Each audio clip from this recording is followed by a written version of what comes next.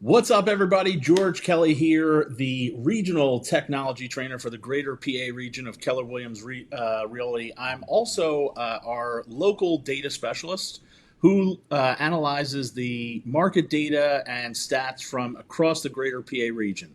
So I'm here today with our regional director, Michele McBride. Michele, tell us a little bit about when they're looking at the data from the greater PA region, what does that even mean? How big is the region? Yeah. Hi, everybody. My name is Michele McBride. I am the regional director for the greater Pennsylvania region. And what that means is we oversee and support the leaders in the state of Pennsylvania, the entire state of Pennsylvania, entire state of Delaware, and about the 2/3 of the state of New Jersey. And so we have a large market area that we cover. And so the stats that you're going to see today, we subdivide our region into a couple of different smaller sections so that we can see what's actually going on in the local areas versus just seeing one big picture. And so we're going to go through some of those stats with you guys today. We're really excited. We have a lot of really cool and exciting things to share with everybody, George. Awesome. So, guys, without further ado, let's jump right into this. So, Michele, I'm going to present this out here. Oh, definitely don't want to present her view. Thanks everybody who's joining us. This is our first time doing this. So first of its kind live market stat review. We're really excited. We've been talking about this for a long time, George, really wanting to make sure that we bring these numbers to the people in our region. And so we're very excited to be here with all you today. Yeah. So, Michele, first we're going to look at Delaware. All right. In the state of Delaware, all of these numbers, these are derived directly through the data feed we have from Bright MLS and KW through the first 5 months of the year. So this is from January through the end of May, crossed the 1,300 unit mark. So we're just slightly shy of 1,400 with Remax, Patterson Schwartz, and Compass also in the mix here. But Yep. there is one specific thing about Delaware that I would like to point out. 2.2 months of inventory, Michele. 2.2. That's it.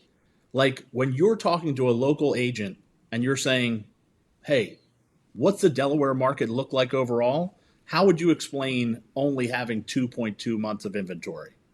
Things are still selling in Delaware, right? Things are still selling, things are still moving. We're still 30 days on market. That's still not that long when you look at it historically. So yeah, things are still moving. And in June, as of June 2024, when you had 1.9 to see it be June 2025 up to 2.2, it's not wild shifts like we're seeing in other parts of the country, or even other parts of our region. So Yeah. things are still moving in Delaware. I'm really excited about our market grab in Delaware. It hasn't always been this way, George. And when we've been tracking these stats over the years, we haven't always seen Keller Williams have a dominant presence, and we definitely have a dominant presence in the state of Delaware. Yeah, you're looking at about 400 or almost 400 units more than the next top competitor in the local market. Yeah. So, heading from Delaware, southern and central New Jersey. So, this is Mercer County, Camden County, Burlington County, Gloucester County, Salem County, and Cumberland. So, when we say New Jersey, that's the specific section of the state that we're talking about in this slide. Michele, I mean, this is one of those markets where it's utter domination. You can add Yeah. up number two and three, and you still don't get to number one. Yeah, George, what I really love about our franchises in the state of New Jersey is how well everyone works together. It is a true team effort. And so it really is, I think, one of our unique value propositions is how well everyone works together, how they collaborate, all of those things. And so I think that the only way that you do get to the domination that you're seeing in this market is the fact that our offices collaborate so well. They really are very special in this area. And listen, like you've got some other competition out there, but when you do add up number 2 and 3, Keller Williams is the dominant player in that area. But George, you also pulled some of the local stats for that area as well. So Whew. 1.9 months, right, in June Yep. 2025 versus 1.6 months in June 2024. And then again, average days on market right around 29. And we saw 30 in Delaware. What do you think about when you see these numbers? So, just to explain the scale to people, if you've never watched into this before or you don't understand the monthly accumulated inventory. So when you see the MAI on this, that stands for if every single home sold and no new homes hit the market, how many months of inventory will we have?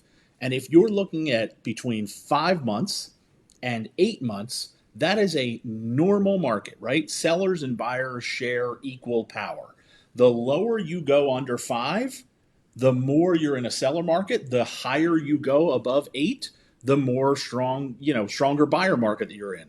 So 1.9 months up from 1.6, you're still in a very heavy handed seller's market. But as you'll see, I think across all the slides, Michelle, things are definitely starting to even out. Yeah, we call that a balanced market, right? So for people who aren't in real estate that might have stumbled upon this video, a balanced market is right where George was saying, right around that 5 month mark, really where it's not necessarily a buyer's or a seller's market. It's just really balanced. It's an even playing field, for lack of a Yeah. better way of. Now, this one here, Michelle, the city of Philadelphia. I mean, of all of our stats, the dominance in the city of Philadelphia is on full display. You could take the number 2, the number 3, the number 4 companies, literally add all the sales they've done together over the course of the first 5 months, and it does not equal the brand sales for KW. Yeah. It's pretty incredible. They're working really hard. There's so much value being delivered by our Philadelphia offices. And when I say that they are constantly seeking ways to pour back into their agents and constantly seeking ways to ensure that they are delivering such a high level of value to their agents, I think that the numbers speak for themselves in terms of what they're actually delivering for their associates in the Philadelphia area right now. It's really exciting to see. And I'm excited to see what comes next for them because I think Right? that we've got more to come, right? I think that one of the other ways to look at this is let's think for 2 seconds through the eyes of a consumer. If you're seeing literally triple the amount of sales, if you're just seeing signs outside, you're driving up and down the streets of Philadelphia and you're seeing signs on the side of properties, think of how different your agent business is when you've got this difference in how much business is getting done from one company versus the competition. Yeah. It's pretty incredible. Let's look at how this is relating to the market as a whole. So, George, 4 months Yep. of available inventory as of June 2025. That's up from 3.3 months in June 2024, and we're seeing an average days on market of 46. So 16 days, 17 days longer than other parts of the region, and 2 months longer in some regards to other parts of the region. So when you think about this, what do you think of in terms of what is the market that conditions that the agents in Philadelphia are facing today? So, one of the most important things, if you're an agent in Philadelphia right now, when you go into a listing appointment, it should not be, hey, we're going to price it and then there's going to be some huge bidding war and it's going to go off in 30 seconds. You're talking nearly 45 days on average, right? So that means that when you're talking to someone, it could take at least a month and a half to even get this property under contract. So if you want it to move faster than that, you have to price it appropriately. But just know that since 45 is the average and there's 4 months of accumulated inventory and that number keeps going up, if you don't price your property appropriately, you could get really hurt in this market. Yeah. And George, we were just on another call where we heard from leaders like Wendy Pavazan and Seychelle Van Poel, really big agents who have a podcast called Empire Building. Yep. And so they are doing a two-part series right now on just that very thing.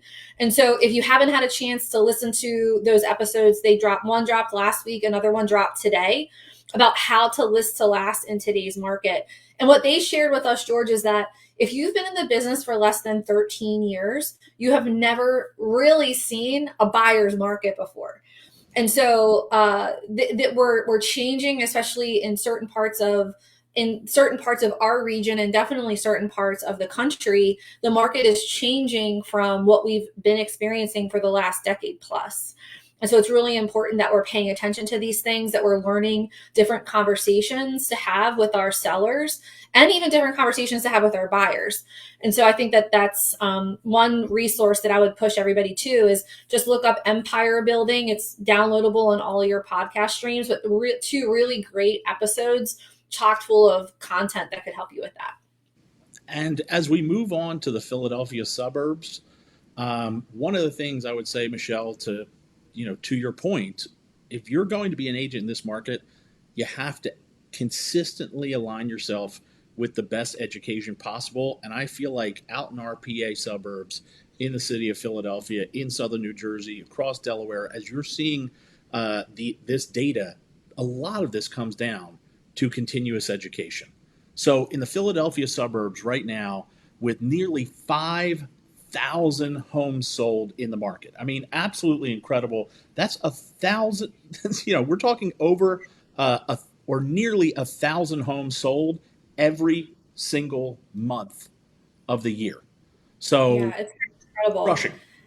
I want to piggyback on something you just said, because I think that this is again where our bricks and mortar come into play, George, because we 100. had a mastermind last week that was fantastic. And there is no way possible that we can create that environment virtually. We have so much virtual training all the time, on demand training all the time, but nothing replaces being able to sit in a setting with your local people who are doing it with you and having the in-depth dialogue, connections, camaraderie, sharing, all of those things. And I think that this is what you see in Philadelphia, in the suburbs and in the city, is you see in-person connection really making a difference. And because they have their education days and people can come every week, not only to just learn the content, but make those connections and really curate those relationships. And it's not just with one person, right? Nope. Like you're learning Yep. from everybody together. It's not just one person as your leader giving you what they think is the best thing for them right now. It's everybody in our community helping each other. And that is something that I think allows us to be a dominant force across the board, because no one can compete with us when it comes to our in-person training, our in-person connection, and our in-person collaboration. No one can even touch it. And you talk about a hot market that you need education in. Look at this. The Philadelphia suburbs, 2 months of inventory and only 20 days on average for a home to be on the market. This has been one of the hottest markets. When I say Philadelphia suburbs, I'm talking about Chester County. I'm talking about Delaware County. I'm talking about Montgomery County.